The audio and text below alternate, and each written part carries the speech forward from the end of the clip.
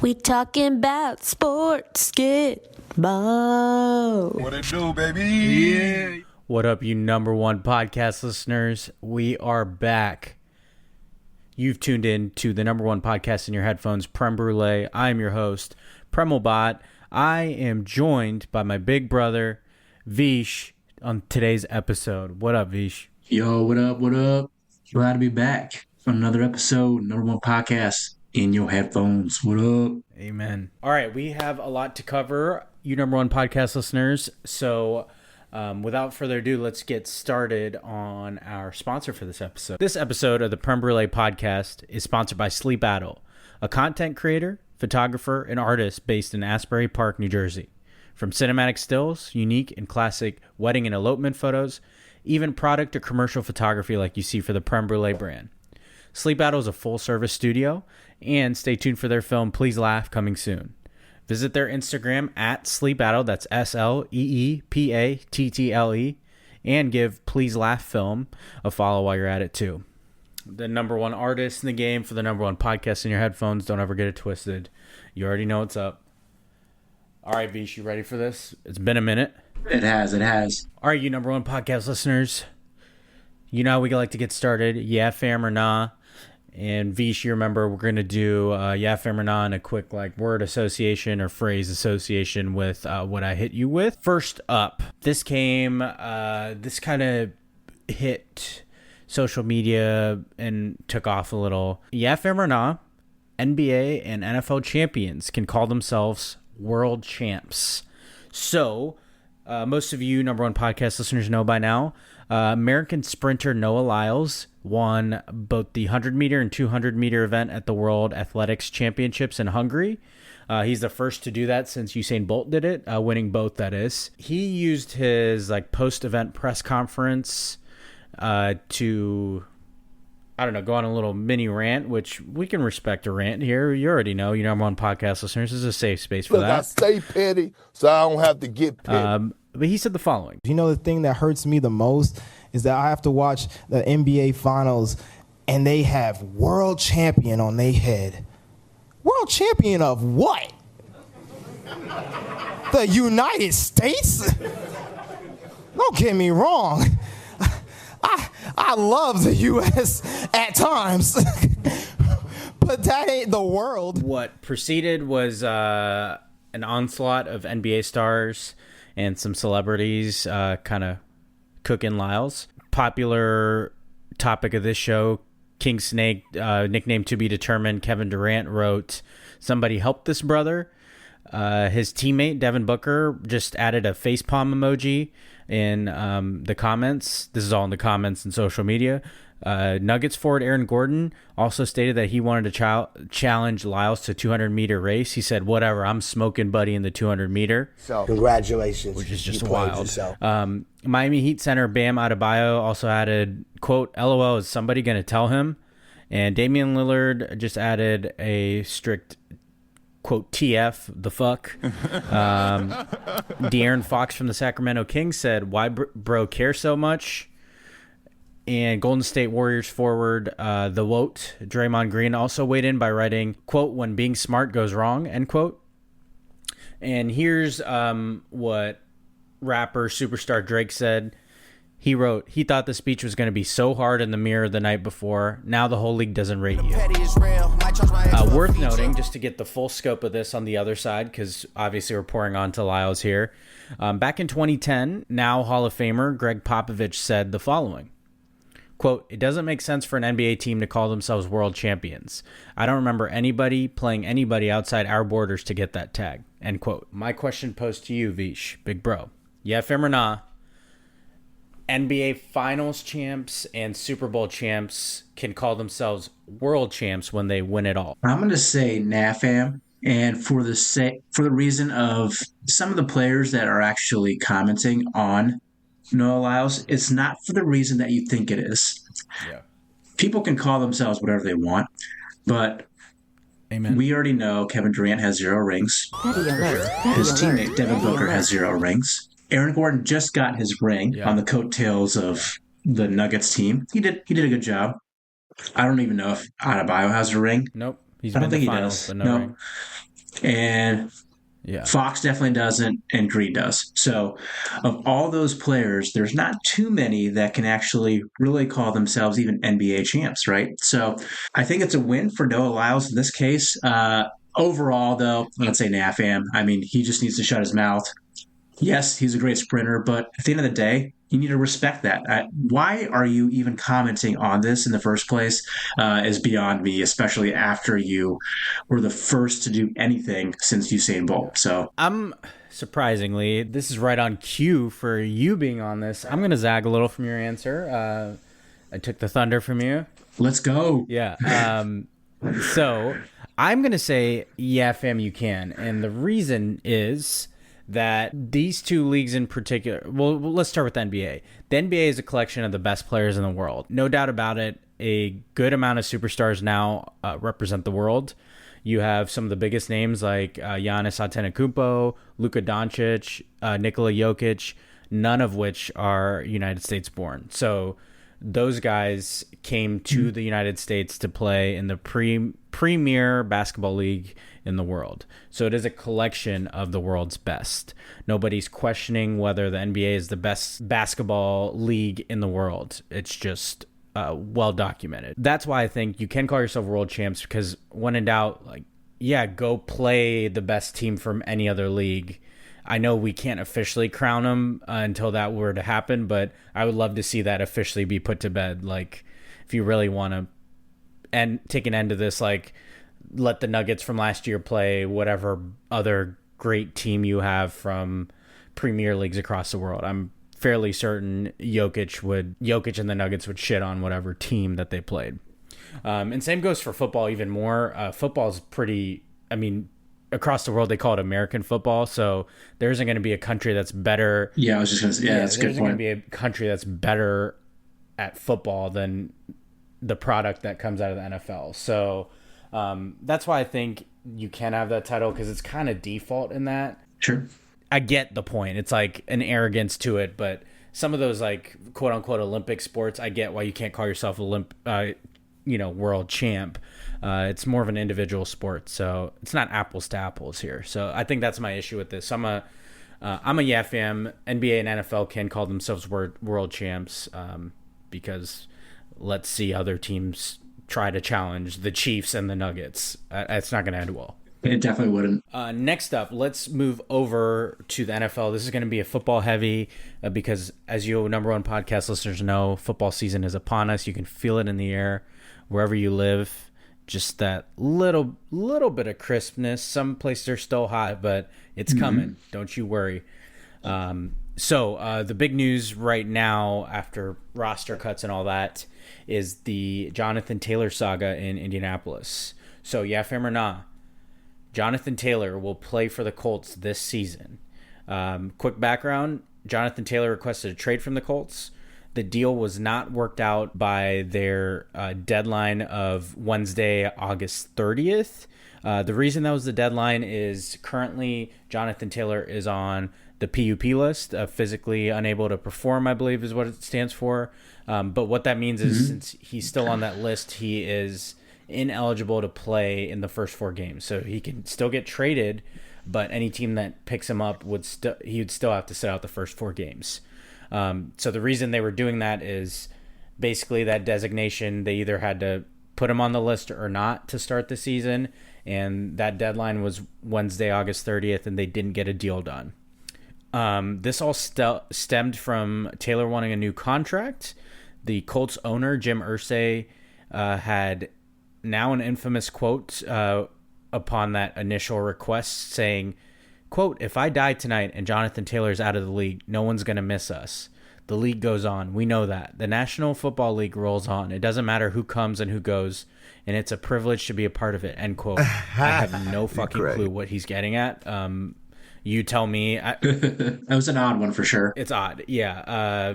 And totally demeaning, obviously, at the very least. Anyway, back to the question. Yeah, fam or nah, Jonathan Taylor suits up for the Colts this season. I'm going to say NAFAM. I think him starting off on the PUP list, and he had an ankle injury, I think, ankle, knee, something to end the season last year. So, he can take his time to rehab and get get together. I'm sure if he got a deal, he'd be able to play right now. But I'm pretty sure that was reported for what it's worth. If a trade was worked out, he was going to come off the PUP list for his new team. So this is part injury, part like, I don't want to play for you right away. It's almost like gamesmanship, I think, in that case. So essentially, he's like suspending yourself without getting the pay cut. Yeah, I think that's a good way to put it. So I think he's done with the Colts, not just this season, but I think forever. It feels like the relationship between him and Irsay in particular is pretty broken.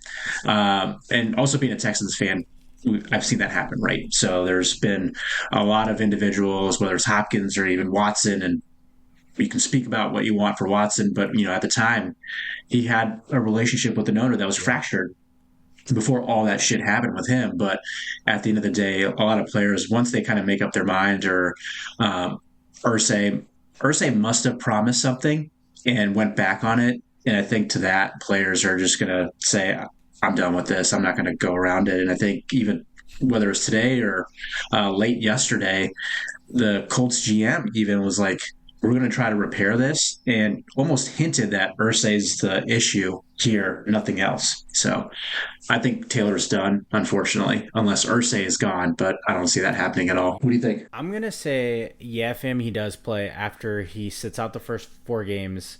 I think maybe he does like a little audition to try to get a deal done before the trade deadline. So I'm going to say, fam, that he does play for the Colts this season. Not that he needs to prove anything, but he is trying to get a new contract. So maybe the angle is like, hey, I want to prove I can play nice and be a professional so that it makes me more enticing for a trade partner. Worth noting, just for number one podcast listeners' reference, the NFL trade deadline is October 31st, Halloween. So I believe that's following the conclusion of week 8 of the NFL schedule. Irsay has previously said they weren't going to trade, but then they gave him permission to try to work out a deal, and it was reported that the Colts asking price was really high. So we'll see where it goes, but maybe they do work out something. I don't know.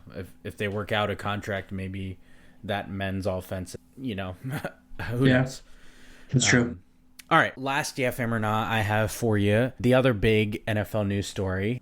Obviously, more on this later. I'm sure you'll guess once I say it. But fam or not, the Cowboys trade a 4th-round pick to the San Francisco 49ers for Trey Lance, a former 3rd overall pick. Famously, the Niners traded up for him. Obviously, more on that later, but it clearly didn't work out. He lost the job for backup quarterback to Sam Darnold.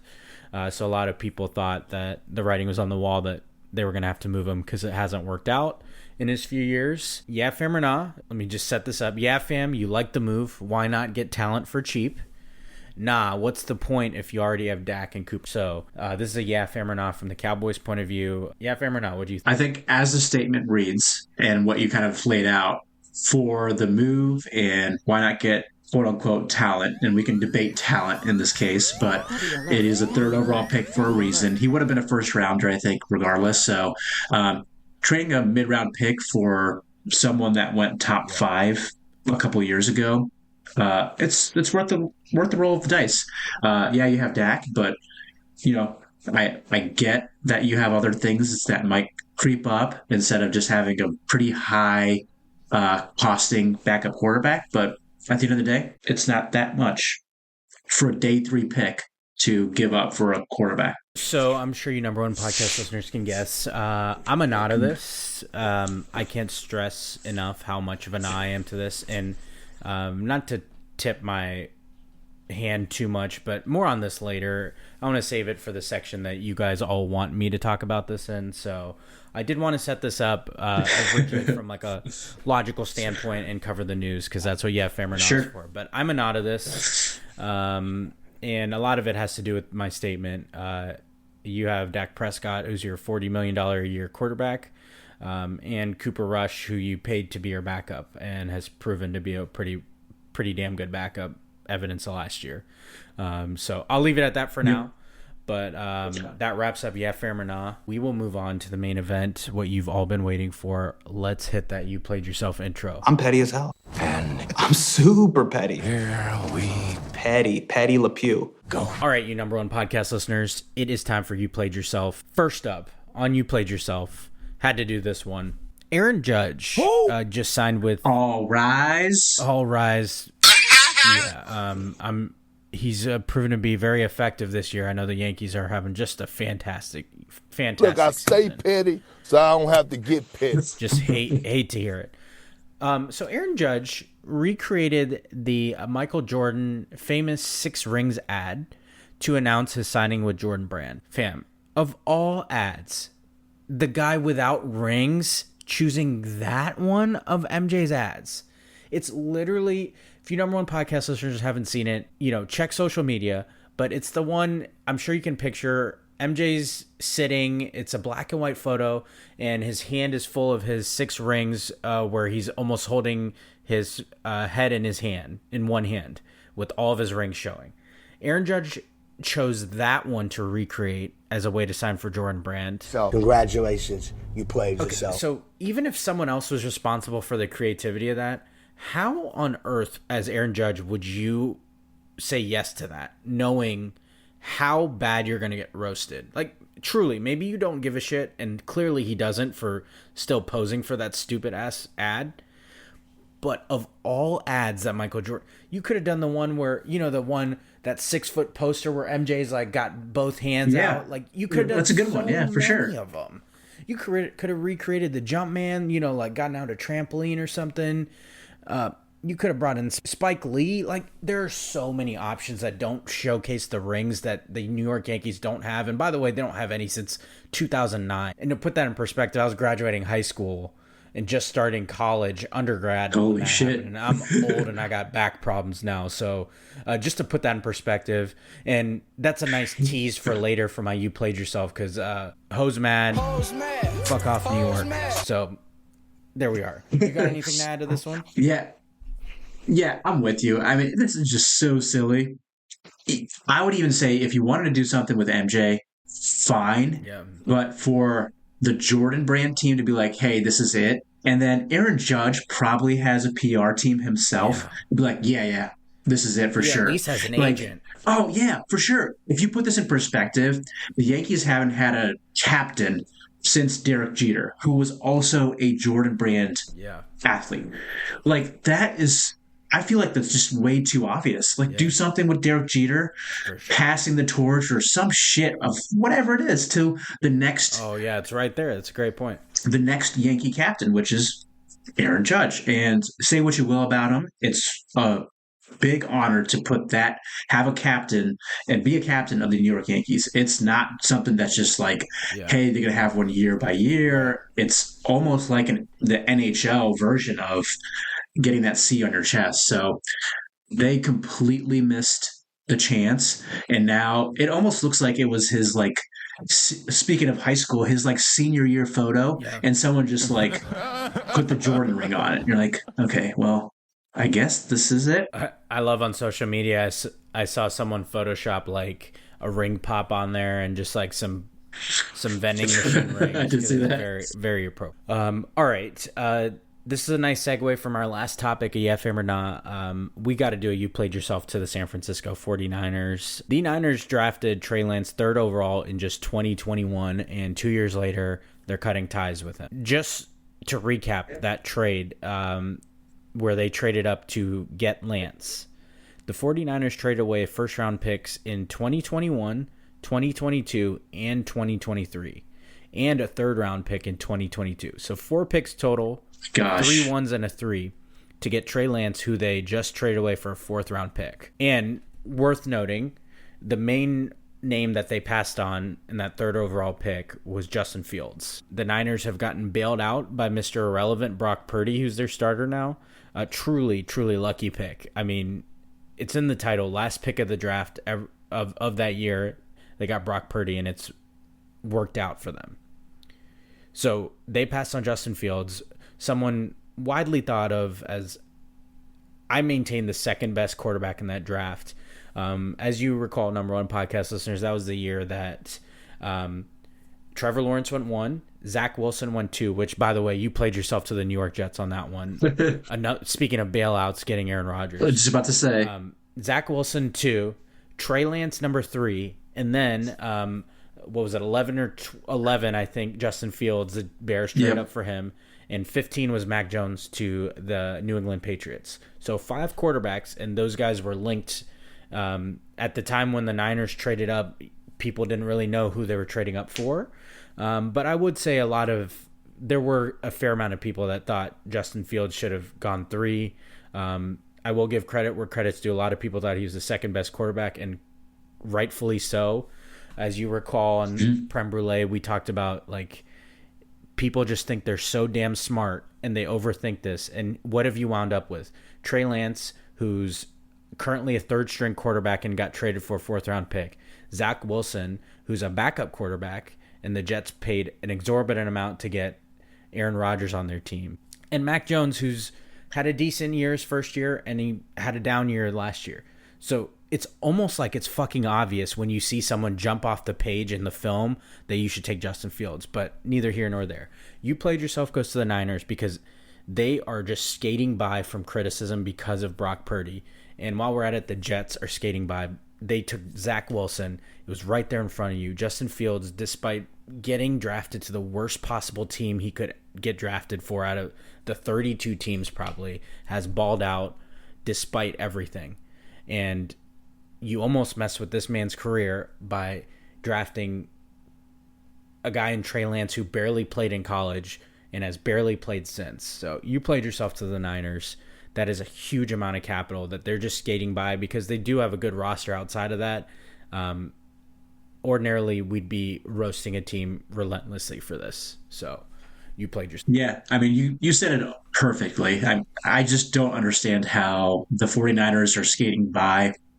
I think there was a clip with John Lynch, their GM, even be like, hey, we missed one. You're like, how do you miss this badly? You just rattled off how many first-round picks they went up for it. Yeah. So even though we are extremely biased with Justin Fields, the tape was he can ball. Yeah. He is an athlete. He is also could have been considered a work in progress. Not as much as Trey Lance was. There were so many red flags that kind of came out. You said it, like he barely played. Like it was a pandemic year and he didn't play his rookie year. North Dakota State played like one game, and part of it was a showcase for him. And I mean, it's weird. I think the other weird part about this was everything that's coming out now. It seems like the 49ers were not sure who they were going to even pick at number 3, which is even crazier. And again, you played yourself again. I mean, it just keeps repeating itself.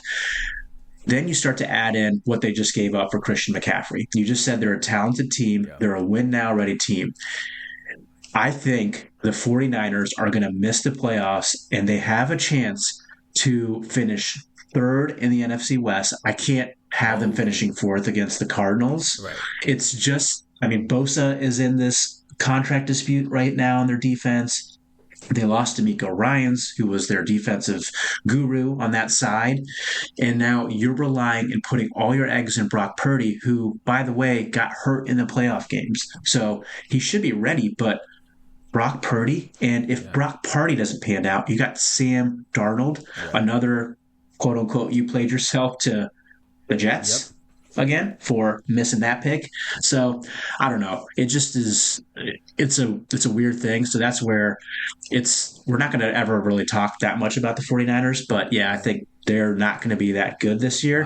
Wow. I might be eating my words or whatever, but I think it's just the writing's on the wall that it's just silly of what they did. And hey, if they perform, good for them. But man, you can't miss this badly that often too. So next up on You Played Yourself, I got to do a You Played Yourself to Netflix's Untold.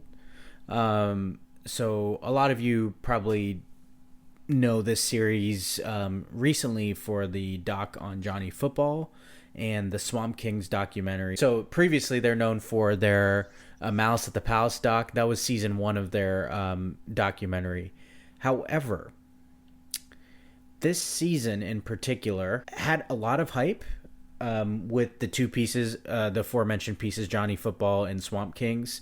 Their other two were a documentary on Jake Paul and one on Balco and like the steroid era of baseball. So a lot of hype in this series, this season of this Untold documentary series that Netflix puts out.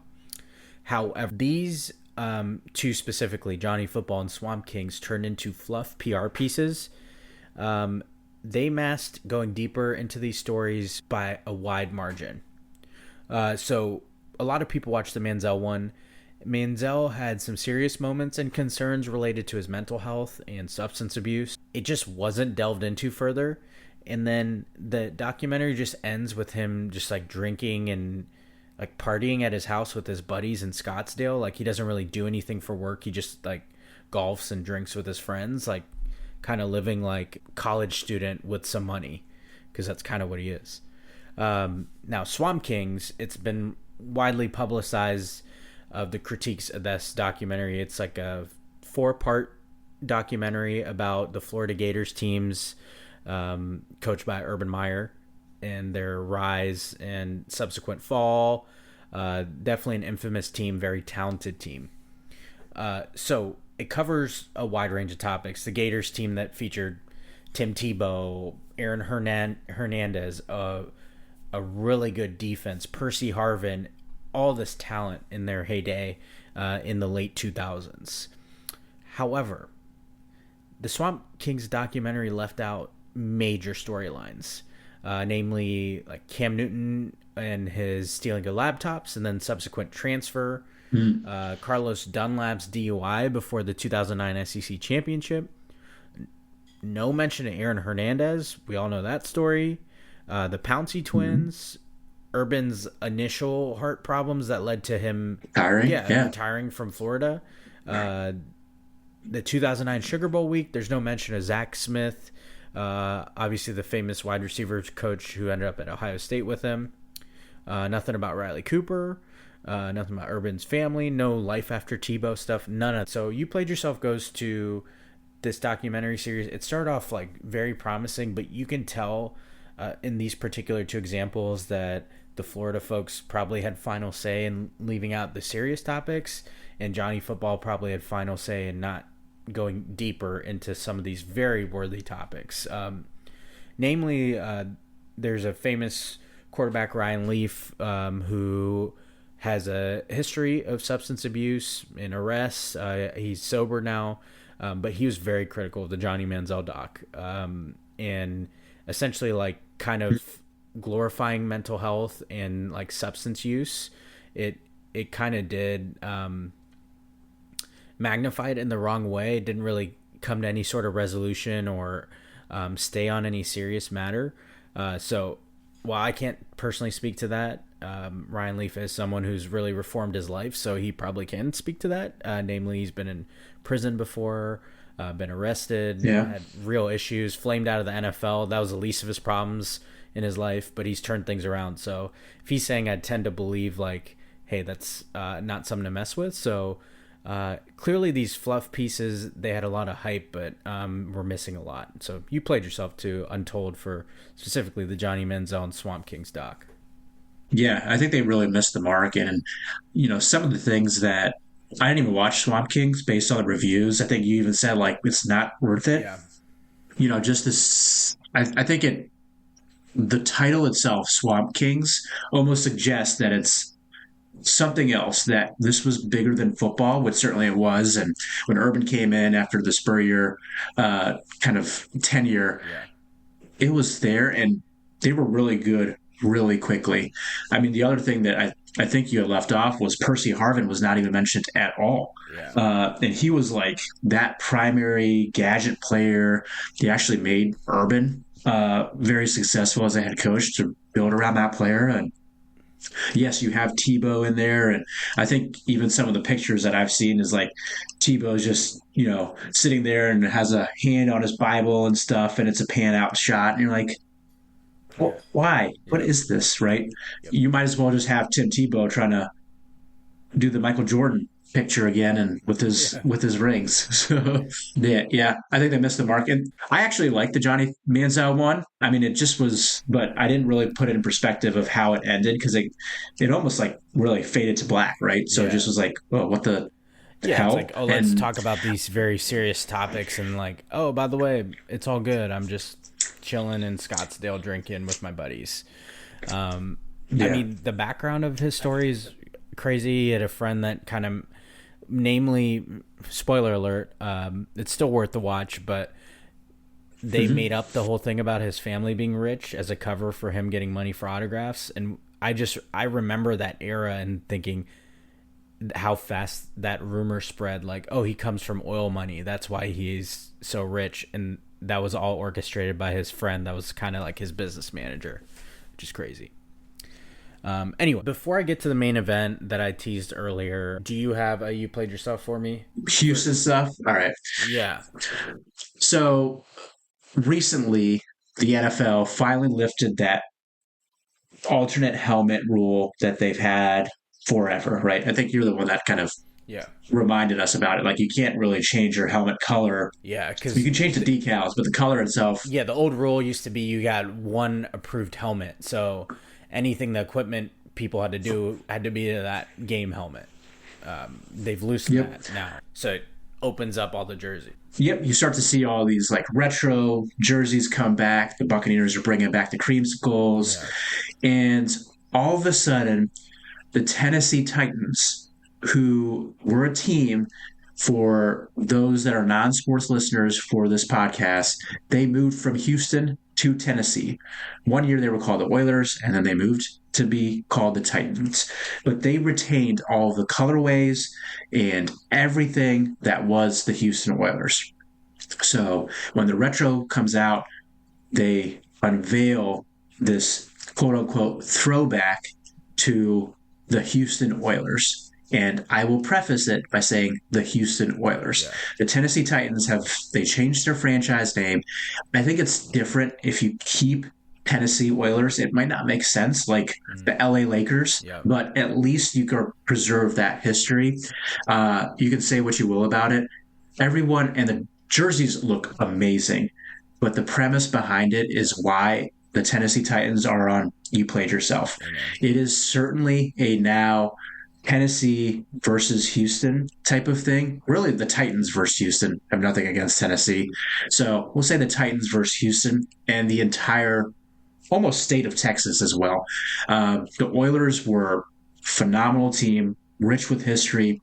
From that light blue, red, and white, they're an amazing colorway.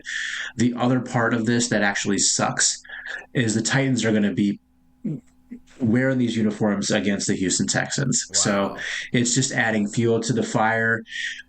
The one thing that I can think about of what encapsulates all of this is when Andre Johnson beat the living shit out of Cortland Finnegan in a game probably 10 plus years ago, where Andre Johnson, this cool-headed individual, lost his shit and just beat the shit out of this cornerback. So that is really how I feel about this topic.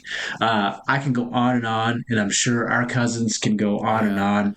Today, actually, we saw the Houston Cougars unveil the colorway, and what a great fuck you to the Tennessee Titans. Petty alert approved, baby. Sound it. Petty alert. The Cougs unveiled in the Oilers colors alternate uniform. So love that they did that because it's Houston's. Yeah, totally agree with you. Those Oilers throwbacks are not the Titans to wear. I don't care if that franchise moved. Those records should stay in Houston. The minute Houston got another franchise, they should get all those Houston years back. Tennessee can keep the 1 year they're the Tennessee Oilers as part of their record books, but in no way, shape, or form should the Titans be wearing Oilers throwbacks. It's not theirs to wear. I don't care what you have to say about, oh, it's technically the same franchise. No, the history should stay there. Use the example of the Lakers. When they were in Minneapolis, those records should stay in Minneapolis. The Lakers have plenty of rich history. When they move to LA, they can just keep those record books. So I'm adamant about that. I don't think these are the Titans jerseys to wear. And it seems like a lot of people agree with that sentiment. So love the move by the Cougs. Absolute petty alert approved. 100%. Yeah. It's the pretty boys and the petty boys. The jerseys are sweet. They should consider using them full time. I was going to say, hopefully they have some nice polos or pullovers that come out in that colorway. And That's going to be a definite cop for me. For sure. I think my jersey wearing days are over for sure, though. Yeah, I agree with you there. It's a sign of being old. This is true. You number one podcast listeners, I teased this earlier. I think you knew it was coming as soon as that move happened. And I believe I tweeted these exact words. Jerry just can't help himself. So you played yourself goes to Jerry Jones and the Dallas Cowboys. Obviously, this is regarding the Trey Lance trade. But specifically, Jerry just had to talk about how he did not let his head coach Mike McCarthy know, nor did he let his franchise quarterback Dak Prescott know he was making this deal. He then proceeded to talk about the Cowboys having interest in Jalen Hurts the year he was drafted, and that if he stuck around the draft, they would have taken him. This man truly cannot fucking help himself. He loves his name in the news so bad that he is willing to risk time and time again imploding his team. Now, he is lucky he has mentally tough people and they know what they're getting themselves into, but this man sure as hell does test it damn near every other week of the season. He cannot fucking help himself by opening his mouth. It couldn't just be that they traded for Trey Lance. No, he's got to open his stupid ass mouth about everything else and send these messages, and we got to try to decipher, is he trying to send a message to Mike McCarthy? Is he trying to send a message to Dak Prescott? No, in reality, he's sending a message that, bitch, you thought I'd be out of the news. I'm going to find a way back in.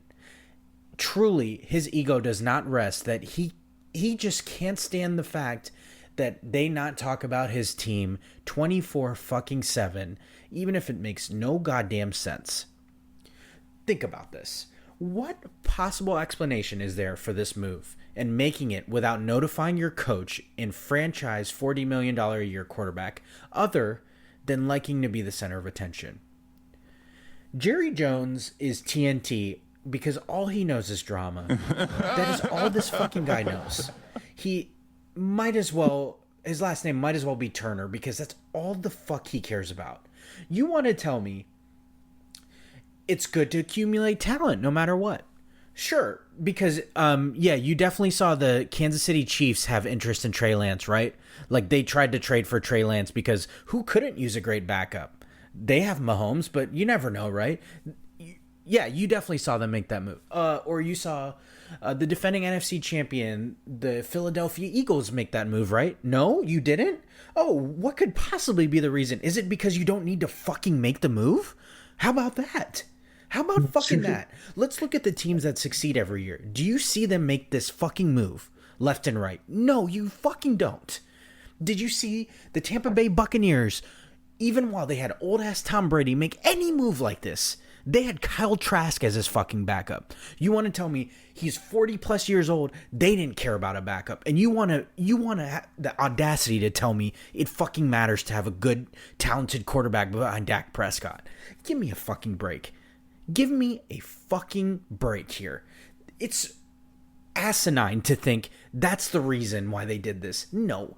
Jerry Jones likes the sound of his own voice. He likes people saying his name every fucking day. He likes his team being the center of attention because that's all he's going to fucking win is the airwaves. He's never going to win anything because he makes stupid ass moves like this. How many times have we looked at these really good fucking teams make moves? Oh, why doesn't my team make those moves? The Eagles draft, oh, duh. Jordan Phillips falls to them in the draft. Why wouldn't you make that move? No. You can't make the simple move. You have to make the big splash move that makes no fucking sense. And you want to know why it makes no fucking sense for the Cowboys. You literally just had proof of it last year. Cooper Rush went, what was it, 5-1 or whatever as a starter. Mm-hmm. He literally did exactly what you have a backup quarterback do. When your quarterback goes down and you need to fill in to keep things afloat, he exceeded expectations.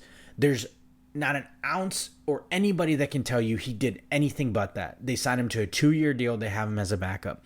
There's no conceivable reason. It's not as if their backup quarterback retired or anything like that. No, they literally just had recent proof that their backup quarterback is arguably the most effective in the league because he has the sample size to prove it. You don't trade for a former 3rd overall pick for him not to play.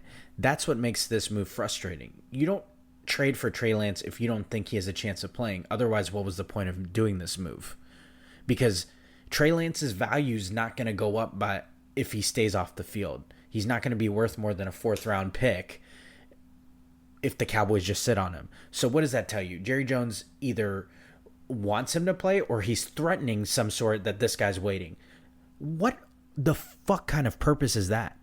If you have a quarterback already, you need to do this type of move to threaten him. How about you just go call him in your office and say, you better win this year or else? How about that? Let's just act like fucking adults instead of making these dramatic moves. Dak is a professional and doesn't need motivation, but the fact that Jerry Jones even wanted to flirt with the possibility that it negatively impacts your team's chances says everything you need to know about this team. They're allergic to prosperity. They never win because they make stupid ass moves like this. We got to talk about everything about the Cowboys for someone who's currently their 3rd string quarterback. And that's what we're talking about right now. It's not a possible angle that could lead to this being a wise move, because let me hit you with this. If Trey Lance does play, that means this season is a disaster. If this guy wasn't good enough to play for San Francisco when they spent all that draft capital on him, do you think he's going to be ready on a brand new playbook? No. So all it has done is create a distraction for your franchise quarterback and risk potentially negatively impacting him. If you think best case scenario is he plays, that means the guy you spent a lot of money on ended up sucking, probably, and you can't conclude it wasn't because of this move you made. You probably didn't help his chances. So there's no possible angle where this is like an ideal scenario that you traded for him. That's my issue with this. You want to tell me talent is talent? That's great. But not at the expense of your starting quarterback or a team that's really fucking talented and a distraction you created. I am so tired of this. I always have to rant about this owner, and I just can't figure it out. It's almost like he doesn't realize we don't talk about any other team's owner like this but him. And it's not as if he's produced results in this decade or the last decade. It's been fucking years since it worked, and he did it off someone else's team. He got to ride the coattails of an already assembled team, and this man does nothing but create distractions. That's why I think this team is forever going to be allergic to prosperity, because this guy's running the show. And I've already told you, I'm convinced he's immortal, so he's going to be haunting me forever. They're going to be making stupid moves like this for my whole life. End rant. You played yourself. Jerry Jones, Dallas Cowboys. From the bottom of my heart, I'd like to take this chance to apologize to absolutely nobody. It's pretty sad when you have an owner that, and a GM and a front office this preseason, this off season of the NFL, where Sonny, another number one podcast listener and a co-host, were really happy with all the moves you guys made. Really happy, right? Yep. You guys got a great cornerback, a wide receiver. Yes, you traded other draft capital, but it didn't cost much. And then all of a sudden, you have Jerry Jones, who just loves to be in the headlines. And he is not an 80-year-old savvy businessman for no fucking reason. He loves that headline. He loves the attention grab. He just can't help himself, like you said. It sucks, but this is the owner that you have until he dies. He might outlive us all. Well, who knows? I mean, his sons are just going to take over, and it's going to be more of the same. So, I mean, it's endless. It's really shitty. Just to see what happens. I mean, it's just something where if you gave away a 6th round pick, it didn't matter how you got Trey Lance. There's just no reason why you would do this. And not to mention, I guess I didn't even realize that Mike McCarthy and Dak Prescott didn't even know about this. It's different if it was like, hey, we're thinking about getting Trey Lance. What are your thoughts? Okay, everyone's on board. But the fact that no one else is on board is insane of it itself. And also a red flag. If the 49ers are willing to part with this person for a 4th round pick, stay the fuck away from them. And we just talked about the draft capital they gave up. I'm not even a Dallas Cowboys fan, and it just pains me to see however many, like what, 25, 30 years of just shittiness. So yeah, almost, right? When did the Cowboys last Super Bowl? 95? 95, yeah. We're coming up on it. 28 years. So almost 30, yeah, 28 years, almost 30 years. Jesus Christ. And Jimmy Johnson, that's the other, like, he's not even in the Ring of Honor for the Cowboys. I mean, just get over yourself, Jerry. It's the curse of Jimmy Johnson. Me and Sonny talked about on this podcast. Until that guy gets put in the Ring of Honor, I will think we have zero chance. It's not going to happen. To put it in perspective, Jerry Jones just announced that DeMarcus Ware is going to go in the Ring of Honor. DeMarcus Ware played in the last 10 years. Jimmy Johnson won them a Super Bowl in the early 90s. So you can, like, speaking of petty, like, this guy is going to, he doesn't care because, of course, it's the most valuable franchise in the world year in, year out. That's all he cares about. You can't tell me he cares about winning if he pulls moves like this. You can't tell me it. Okay. I do want to wrap up this section. I like doing these non-sports related. You played yourselves, as you know, Vish. So my You Played Yourself for this episode, my wife and I finally get to go to the movies. Nice. Shout out Barrett's grandparents for watching him so that we could go on a little date night. But so we had a gift card at AMC Theaters. I got to put a You Played Yourself to their popcorn. You number one podcast listeners may or may not know this about me. I'm a huge movie theater popcorn guy, including sometimes I'll pull into the movie theater parking lot, get a tub of popcorn, and just walk right out. Like, no movie, the same way. Popcorn. Give it to me as a snack. Yeah, it runs in the family totally. AMC Theaters popcorn, the pre-filled tubs under a heat lamp. Gross. Trash.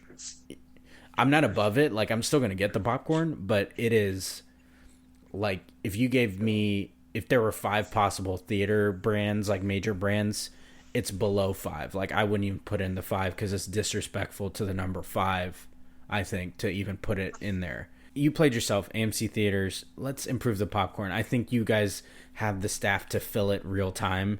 I don't want this stale ass popcorn that's been sitting there for I don't know how long. It's gross. Sometimes if I have the time and I'm early, I'll request that they fill me a new one and see if it works. So a little tip for you guys. If you're looking for the best popcorn, and by the way, no free ads, but if these theaters want to sponsor your boy, I wouldn't be mad about it.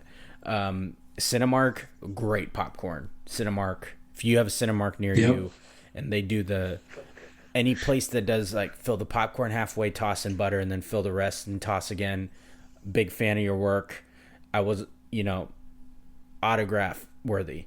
Cinemark, top of the list. Marcus, if you have a Marcus Theaters, I think it's still kind of family owned. Marcus Theaters, we got a couple of those in Columbus. Marcus also does a great job with popcorn. And they have popcorn nights where if you're a student, you get it included. And then I think Tuesdays, you get a free popcorn for all movies. They got like $5 Tuesdays. So put you on game for that. Those are my top two popcorn power rankings for what. That's why you come to Prem Brulee for a popcorn. Popcorn power rank. I would agree. Amen. We don't have a Marcus up here, but we have a lot of Cinemarks, and it does have amazing popcorn. So, one for immediate retirement. I've already mentioned this, but I'm going to re-mention it just because Halloween's coming up. When you're watching shows late at night, TV maybe, or even if you're watching Hulu with ads, these fucking scary ass movies that come on with these creepy things that are coming out of your TV. Again, we got to retire. We've retired it before. Let's retire it and bury it in the ground, please. The other thing that I want to retire is we talked about football coming up, which means fantasy football. Please stop posting on social media about your fantasy football team and your players that you've drafted, that you have. We don't fucking care how they're doing. Keep it to yourself. Keep it in a group chat. Keep it in the league chat. Do whatever about it. But please stop posting on social media. I do not want to see it come up on my feed. Oh, I needed this many points from this player. Okay, if you need that many points from that player, you got other problems in your life. Oh, speaking of fantasy football, I got one to add. Listen, this is a PSA. You folks that are not fantasy football commissioners or running like a, a pick 'em pool or something, can you at least not need a reminder for basic things? Most of us are grown adults here. You shouldn't need text reminders for shit. You have smartphones. Set a reminder in your phone. Set a calendar event. I feel comfortable saying this. On behalf of all fantasy football commissioners everywhere, get your fucking shit together. Get your shit together. You guys are grown men and women needing reminder after reminder. Put your damn draft in your calendar. Set reminders to pay your dues on time. Don't make your friends ask you for money. It's in poor taste. And for the love of God, appreciate your commissioners and attend your drafts. Go hang out with people. Use it as your one time a year. Just a fucking PSA. It's a lot of fun, and it means a lot to your commissioners. It's speaking from experience. Like, get your shit together. Your collective shits together. Get them all together. Okay. You can spend a couple hours, and oftentimes most leagues, you're going to have a lot of like close friends that you're going to hang out together. But there's also those one-offs where you have people, as long as they show up, it's just being in just the friendly confines of different things, right? Chatting. It can be about the draft or what the hell were you thinking? You don't have to post it on social media. Yeah. You can say it in real time. Look at that. Look how it comes full circle. So 100% stamp approval, sound that petty alert. Petty alert. Petty alert. Petty fantasy alert. football commissioners reminding you about stuff is a metaphor for other things as well. So if you need to be reminded to attend a fantasy football draft where you're putting in some dollars of your hard-earned money into it and you still need a reminder, I don't even want to know if you don't get paid for stuff, how you show up to shit. So right. And if you're purposely not and like taking advantage, I mean, that's kind of shitty too. Like, because that means you can count on someone else to do that shit for you, which is also like not a cool move. So in any regard, like, get your shit together and be engaged in it. And it's fun. As I get older, I have this realization, like, especially with the league that I'm in with you and your friends. You guys have had it for like good 15 years now, going close to 20 years. It's an opportunity for you guys all to get together again. And your league is involved, and the draft is always a time where everybody gets to see each other. Like, as life goes on, it's kind of a cool fucking thing to have, like, oh, I know this is coming up. But anyway, let's move on to our brand new section. This is your debut on this section.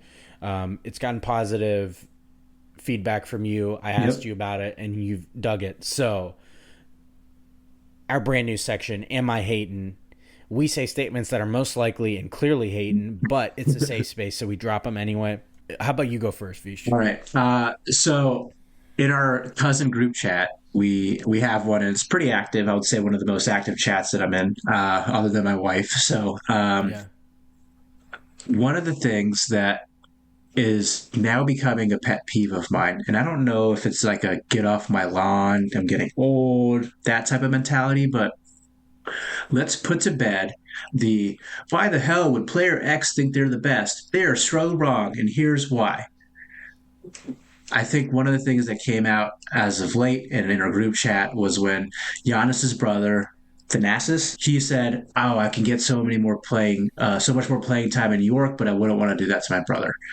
And so you look at Thanasis's basketball reference, and he has not once averaged more than 10 minutes per game in a season. So you're saying, we just talked about how the NBA is the top of the top, right? There's 15 people on a roster, 30 teams, so 450 players. So Thanasis is one of the best 450 players in the world. And who the fuck cares if he says, yes, I can get more minutes in New York? He probably could, 100%. You know, New York has not been as high up on the Eastern Conference as the Milwaukee Bucks have been, so they don't have as nearly the amount of depth and all of that. So who cares? Let's put it to rest of this whole, man, this guy definitely is not the best. Yeah, no shit. And also, if you are a borderline superstar in the NBA and you don't think you're the best, you are probably not going to be in the NBA. So I think I saw Rajon Rondo's like, yeah, I was top 3 in my time. Good. I'm glad he thinks that way.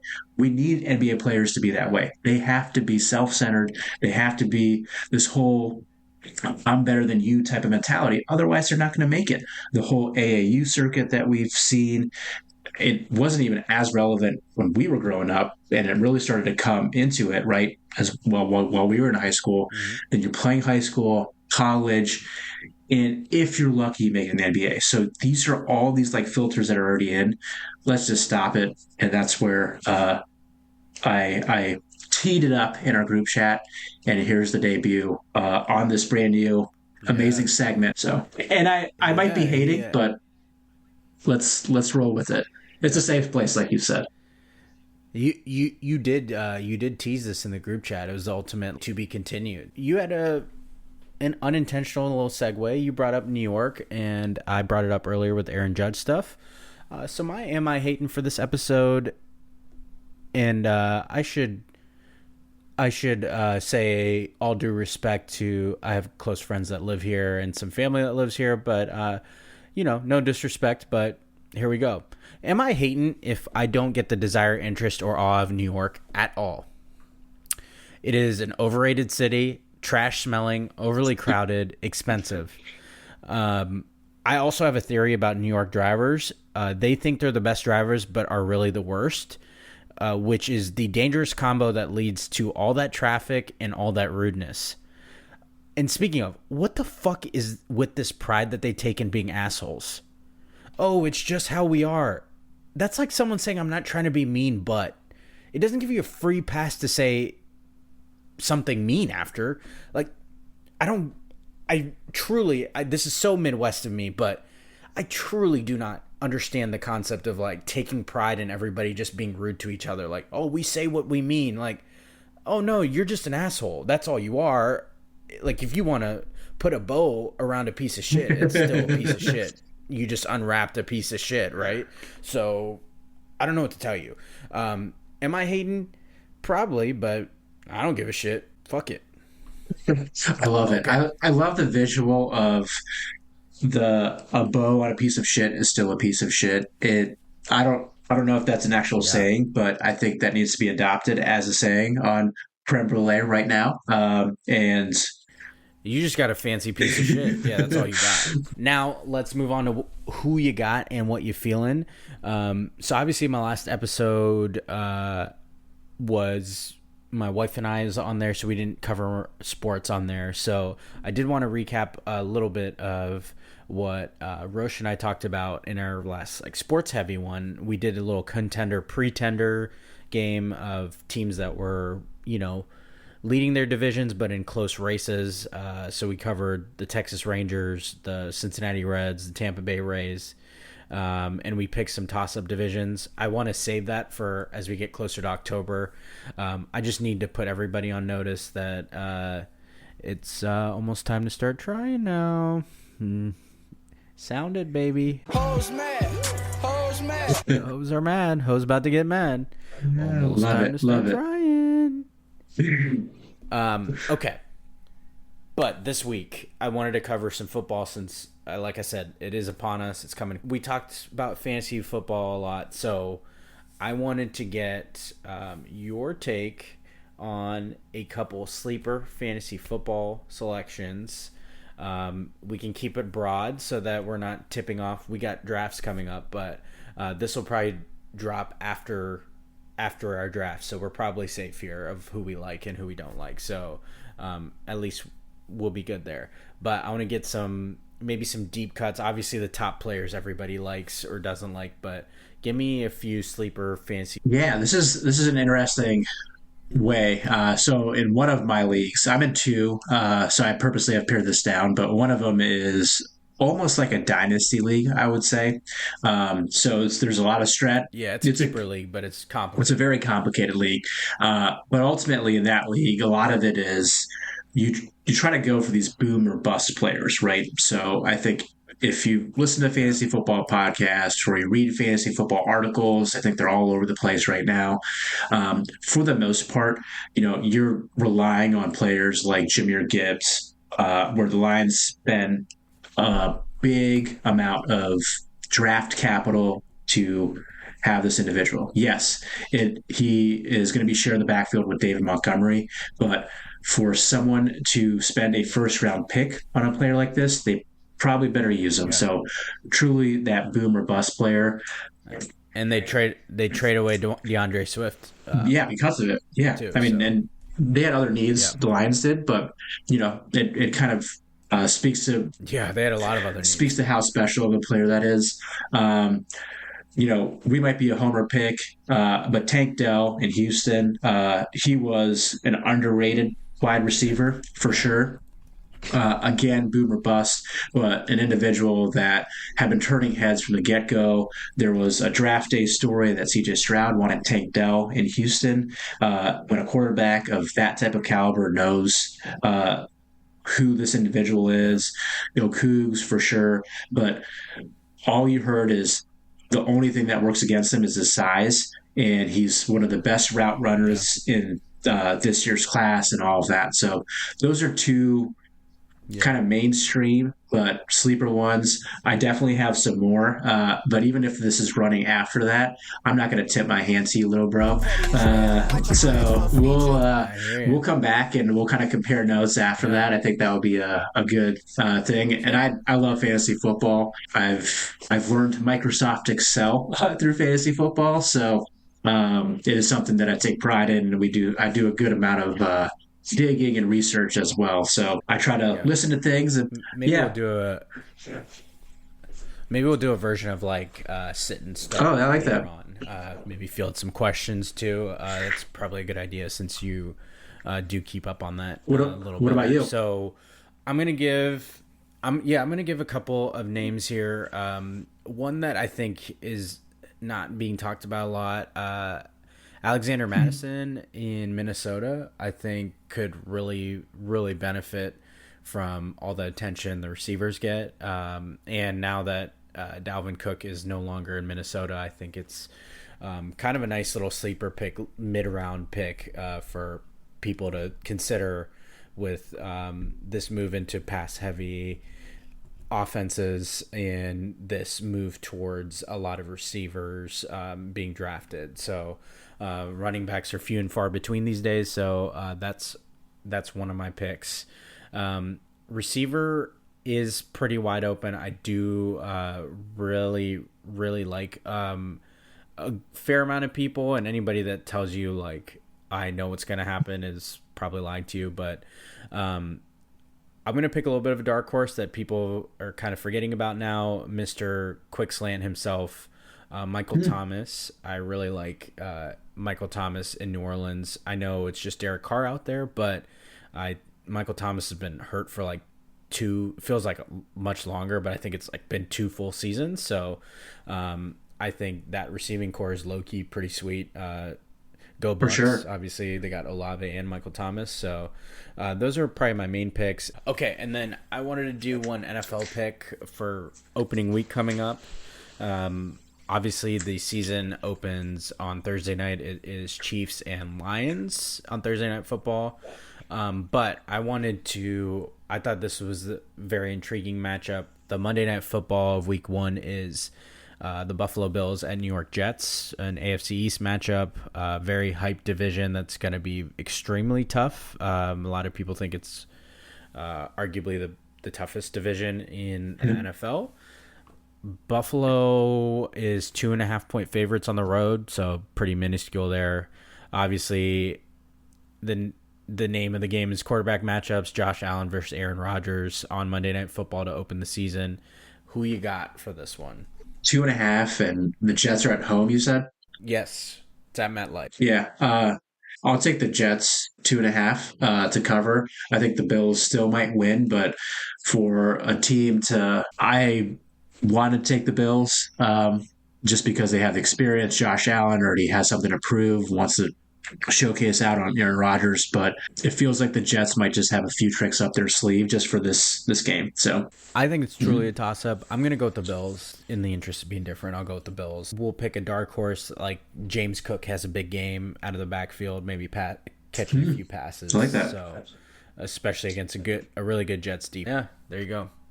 Okay, we'll move on to what you feeling. I'll go first, and then I'll let you wrap it up. What I'm feeling lately, on Max, BS High. It is the story of Bishop Sycamore.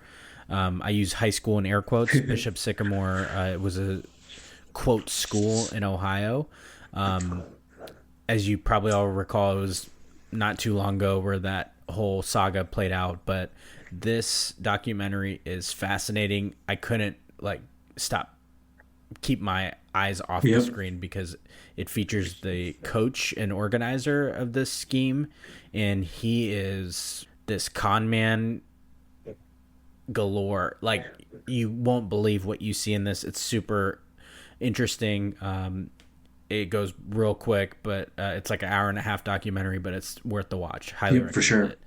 And then the other thing I'm feeling, my dude, good friend of mine, Ian, and his foundation, it's called the Ian Burkhart Foundation. He just had an event at Topgolf that helps his foundation raise money. The Ian Burkhart Foundation was established to help other individuals with spinal cord injuries. From the initial trauma to transitioning home to continuing on with life. They provide a variety of assistance, from things like lighter wheelchairs to support independence to installation of ramps for homes so that people can get into their house smoothly. They help people secure very necessary accommodations that are not often covered by insurance. That's awesome. To find out more and support a very worthy cause started by a friend, and he is a huge inspiration to me. My friend Ian, visit ianburkhartfoundation.org. That's IANBURKHART foundation.org. I'll probably link it in the description of this, but please support a very worthy cause. He is a dear friend of mine, and he does a lot of good for a lot of people, helping other fellow people in wheelchairs and assisting them amazingly. So that event's always inspiring. It's good time. We go to Topgolf and raises a lot of money for his foundation. So that's what I'm feeling lately. Over to you, V. Nice. Yeah, definitely support Ian and that whole family. It's really just inspiring. It gives me chills when you were talking about it. I'm just glad that you have that level of friendship and fellowship that you can have. What I'm feeling, so one of the reasons why I'm actually not going to be present for that fantasy football draft is my son will be turning 2 years old on Sunday. So it is truly remarkable just to see this dude grow, his vocabulary. He's a funny little dude. He has some crazy curly hair as well. He always does some silly stuff, and just getting to see life through his eyes is pretty special. And I think one of the things that is really great is he's been asking for cake all week, and so he'll get it on Sunday, which is kind of cool. So it doesn't, parenthood does not come with all the glitz and glamour, as you know, but there are some cool moments where you're like, man, it's just weird and special. And now we also know why our dad is so loving and so caring for us. So we're just lucky to being able to pay it forward. And we have, like you just mentioned, a huge shout out to your grandparents, both, Steph's parents, Dad and Mindy. And then likewise for us, Jackie's parents are just wonderful, and we FaceTime Dad and Mindy every week, and it's just cool to have that in our lives. So truly, what you're feeling, we got up on our cry box. It got really dusty, but sometimes you got to get into that. So for sure, yeah, it's cool to see people you love become parents, and then it's cool to see your parents become grandparents. So it's a special thing. You realize the beauty in these small moments. You understand why your parents turn into saps as grandparents. Yeah, I think we're on our 5th cycle of the Toy Story as well. Nice. So we just, for the 4th time in Calvin's life, he's going to be watching Toy Story 2 now. So we're going through the motions. So wow. Buzz and Wee Wee is how he calls it. So it's just nice. Buzz and Wee Wee. Classic. Woody's a tough one to say. Love my dude. Can't believe he's going to be 2. That's awesome. Can't wait to celebrate him. All right, you number one podcast listeners, let's wrap up this episode. with Too Much Sense. Let's hit that intro. The Too Much Sense for this episode is the following. It is a quote that I live by. It goes like this, quote, "Never argue with a fool. Onlookers may not be able to tell the difference," end quote. I saw it was attributed to Mark Twain. I admittedly cannot confirm or deny that. It's a pretty popular quote. But never argue with a fool. Onlookers may not be able to tell the difference. So I've really worked on this myself. It's obviously a work in progress, like anything with my journey of self-improvement. It's always ongoing. But when you spend time arguing with people that don't really have a point, from the outside looking in, no one cares who's arguing what. You both look dumb. I mean, how many times sometimes you get riled up over someone arguing something dumb that you just can't help it. I tend to get into this with sports a lot. That's what usually kind of pulls me in, sucks me into this type of example. But from the outside looking in, you both look dumb. Nobody can really tell who's got the smart point and who's got the dumb point. So I just live by this. I think the quote sums up something I've really worked hard at getting past. It's my me learning that I don't need to be right all the time, because the cost of you needing to be right might not matter, because it could come at the expense of people no longer taking you seriously. If you tend to be the one that argues and can't let shit go, it's has an expiration date. So that's my whole point for this Too Much Sense. Be careful what you argue for. Obviously, there are things that are worth arguing for. I don't mean to suggest that, but some of those silly ones where sometimes it gets out of hand from the outside looking in, people are going to associate you both as being the fool, and that doesn't matter what kind of point you're making. So I'd encourage you, number one podcast listeners, if you are one of those like I am, really work on whether your importance at being right outweighs the people around you being content and satisfied with your presence for that day. So that's my Too Much Sense for this week, you number one podcast listeners. And with that, it wraps up a brand new edition of the number one podcast in your headphones, Prem Brulee. I've been your host, Premal Bhatt. He's been my co-host, my big brother, Vish. Thanks for joining me. Absolutely.